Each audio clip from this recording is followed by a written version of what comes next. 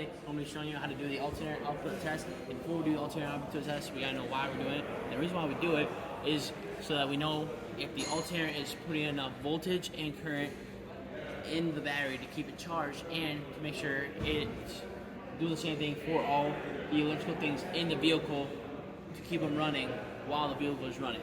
And so now I'm going to show you how to do it. So first, you don't want to make sure your vehicle is in park/neutral and that the parking brake is on. And so then you're going to connect up your leads.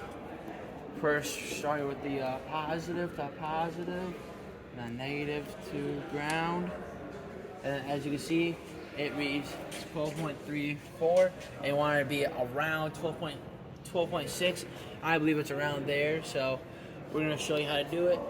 And so now we're going to come over here and we're going to connect our amp meter up to the alternator output wire. And so what you're going to do is usually when you take your amp meter, it's going to have like some numbers on here. You're going to want to take this and turn it to zero it out, but it's already zeroed out, so we're going to do that. And so now you come over here and we're going to put it on this wire right here, making sure the arrow faces the battery.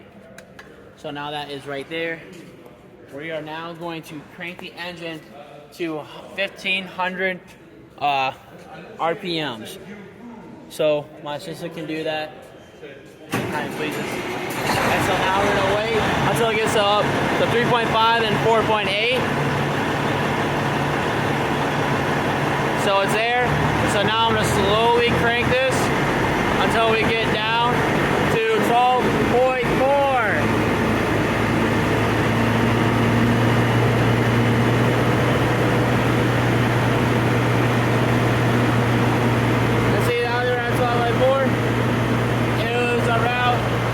It was around 160 amps to get to 12.4. And so now we're going to check the specs to see if it compare our amperage to the alternator. So come over here and put it right here. As you can see, like right below there, it says 160 amps. Might be about 6 is a little too bright, but it says 160 amps. So we are just right there on our specs. But if our voltage or our amperage was too low, that means our alternator isn't charging properly. And if it's way below it, that means our alternator is weak.